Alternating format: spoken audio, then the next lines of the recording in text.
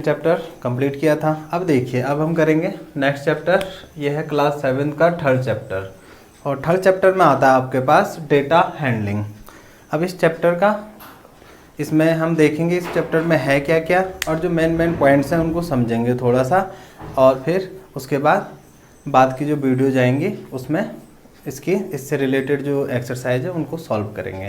तो शायद फर्स्ट और सेकंड वीडियो में तो हम डेटा हैंडलिंग से जो रिलेटेड टर्म्स हैं उनको समझने में या उनके इंट्रोडक्शन में थोड़ा सा ध्यान देते हैं। तो सबसे पहले आता है आपके पास डेटा। तो डेटा की मीनिंग क्या होती है? अब हम क्योंकि ये मैथ में पढ़ रहे हैं तो हम मैथ से रिलेटेड जो डेटा होगा उसको रीड करेंगे। अब इसमें देखिए, डेटा की मीनिंग होती है आपके पास, जैसे इसको एक एग्जांपल से समझते हैं। जैसे आपने अपने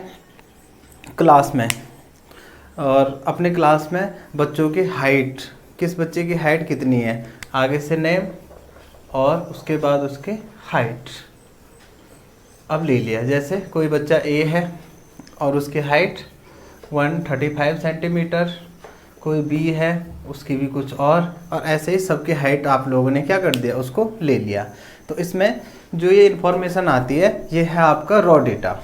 आया समझ में? इसको बोलते हैं रॉ डेटा। और इस इन्फॉर्मेशन को अगर आप क्या कर दो, सिस्टमेटिक वे से राइट कर लो, या इनको सीरीज में या कोई और सिस्टमेटिक वे मीन जैसे इंक्रीजिंग ऑर्डर, डिक्रीजिंग ऑर्डर या कुछ इस टाइप से आप उनको राइट कर लो, तो तब उसको डेटा बोला जाता है। आए समझ में? तो डेटा क्या है आपका? इन्फॉर्मेशन ही है। बस डेटा में यह है कि इन्फॉर्मेशन क्या होती है आपकी, वो आपके एक गुड मैनर में या सिस्टमेटिक वे में राइट की जाती है।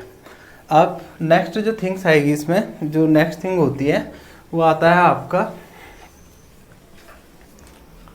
सबसे पहले जैसे डेटा है आपके पास कुछ, जैसे 4 7 8 9 1 5 10, ये कुछ नंबर्स हैं और आपके पास कुछ डेटा है।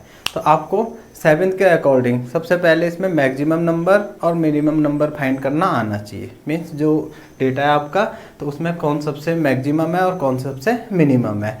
तो मैक्सिमम मिनिमम के लिए देखिए, सारे नंबर्स को आप अच्छे से देखिए, और उनमें जो सबसे स्मॉल नंबर होता है उसको बोला जाता है मिनिमम नंबर या छोटे से छोटा नंबर।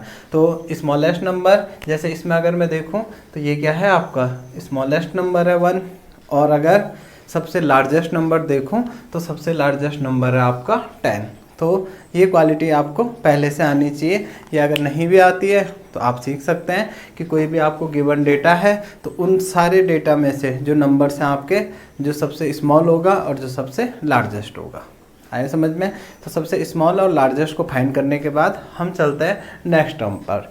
इसके बाद जो नेक्स्ट टर्म आता है वो आता है आपकी रेंज। अब रेंज क्या है? रेंज को अगर आप समझो तो इसी डेटा को अप्लाई करता है। देखिए, इसमें 4 7 8 9 1 5 10 बहुत सारे नंबर्स हैं। अब रेंज की मीनिंग क्या होती है? रेंज की मीनिंग मतलब होती है कि स्प्रेड कहाँ से कहाँ तक है, या कितना फैला हुआ है, उसका एरिया कितना बड़ा है। आ रहा समझ में? कि कितना मीन्स ये कितने एरिया तक ये फैला हुआ है, उसको उसकी रेंज बोला जाएगा। अब इसमें हम कैसे पता करेंगे कि किसकी रेंज कितनी है या कौन सा डेटा कहाँ तक स्प्रेड हो रखा है? तो इसके लिए सिंपल सा फॉर्मूला आता है इसका, maximum number minus minimum number, या इसको आप राइट कर सकते हो largest number minus smallest number, और इससे आप किसी भी डेटा की रेंज फाइंड कर सकते हो। तो जो सबसे बड़ा नंबर होगा उससे अगर आप उसको माइनस कर दे तो स्मॉलेस्ट वाले को, तो उसकी रेंज आसानी से निकल जाती है। अब देखिए, जैसे इसी डेटा में मैक्सिमम नंबर है आपका 10 और मिनिमम नंबर है आपका 1, तो ये क्या है 9 आ रहा है। तो 9 का मीनिंग इस 9 से नहीं है। आ रहा समझ में? इसमें ऐसे नहीं कि आप इससे इसकी मीनिंग निकालो। इसकी मीनिंग है कि जो इसका स्प्रेड है 9 नंबर्स तक है, 9 नंबर्स के बीच के नंबर्स इसमें क्या होंगे, राइट किए जाएंगे, उससे बाहर का इसमें नहीं आएगा। आया समझ में? अब नेक्स्ट रेंज के बाद आप लोगों ने 3 थिंग्स देखी होंगी या सुनी होंगी। सबसे पहला आता है मीन, सेकंड आता है आपका मीडियन, और थर्ड आता है आपका मूड। अब मीन, मीडियन और मोड, इन थ्री थिंग्स में क्या डिफरेंस है, ठीक। इसको अगर हमें अच्छे से समझना है तो इसके लिए एक और एग्जांपल लेते हैं। अब जैसे आपके क्लास के स्टूडेंट्स हैं, ABCD कुछ भी हैं और उनकी हाइट्स हैं, ठीक। या चलो इससे अलावा ऐसे सोच सकते हैं कि कोई A है, ये कोई लड़का है आपकी क्लास का और इसके पास है 10 रुपीज़। कोई B है, इसके पास है 15 रुपीज़। फिर इसके बाद C है, इसके पास है 20 रुपीज़। और लास्ट में D है, इसके पास है 25 रुपीज़, ठीक। अब इनमें जो ये थ्री थिंग्स होती हैं, मीन, मीडियन और मोड, इनसे हम सेंटर का पता करते हैं। आ रहा समझ में? कोई भी डेटा था, इससे पहले हमने उसकी रेंज फाइंड की, कहाँ से कहाँ तक फैला है, मिनिमम नंबर और मैक्सिमम नंबर फाइंड किया। अब नेक्स्ट थिंग आता है कि किसी भी जो गिवन डेटा है उसका सेंटर वाली पोजीशन कौन सी होगी।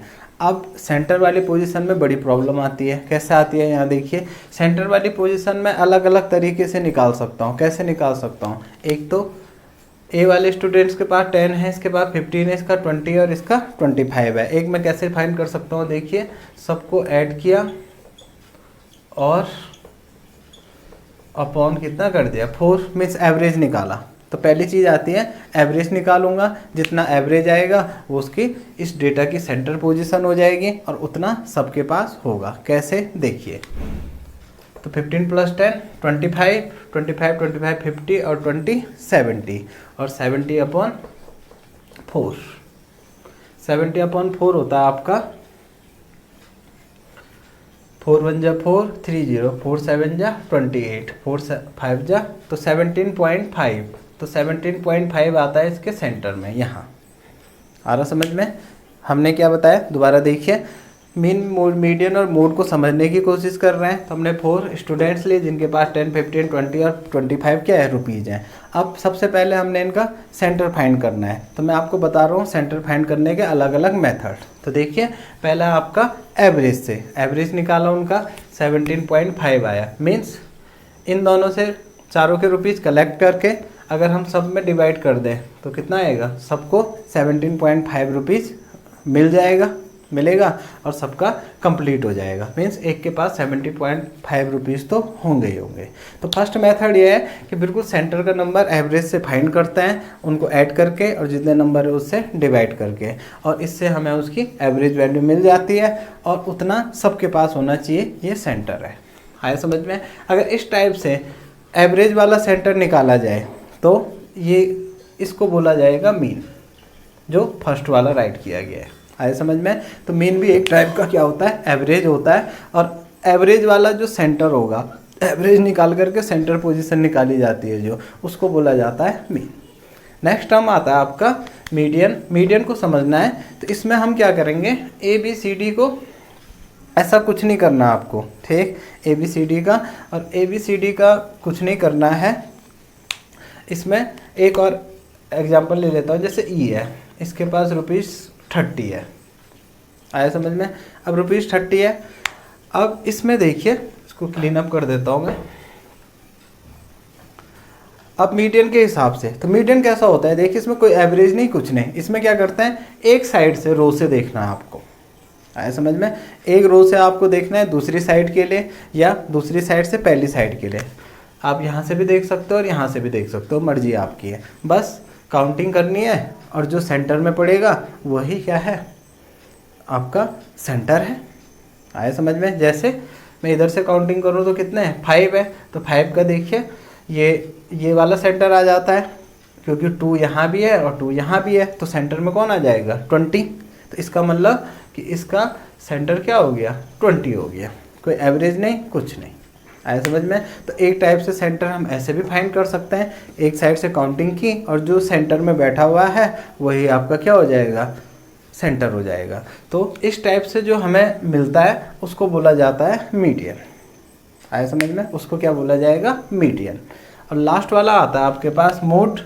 मोड के लिए फिर से डेटा लेता हूँ मैं, जैसे 10 20 10 25 30 और 20 10 और 30 है फिर से।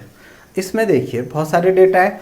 अब पहले वाले में हमने देखा सेंटर ही फाइंड कर रहे हैं, हम सेंटर फाइंड कर रहे हैं तो पहले एवरेज निकाल करके तो मीन बोल दिया। दूसरा हमारा अगर एक साइड से काउंटिंग के हिसाब से जो सेंटर में बैठा है डायरेक्ट वही सेंटर बोल दिया तो वो मीडियन हो जाएगा। और लास्ट हम आता है आपका तीसरा वाला। तीसरे वाले में क्या करता है, जो सबसे ज़्यादा बार आ रहा है, आ रहा समझ में, जो डेटा में जो नंबर है जो वैल्यू सबसे ज़्यादा बार आ रही है उसी को हम क्या कर लेते हैं, सेंटर ले लेते हैं। जैसे इसमें देखिए 10 कितने टाइम्स आ रहा है, 1 2 और 3 टाइम्स। 20 आ रहा है आपका 1 2 2 टाइम्स।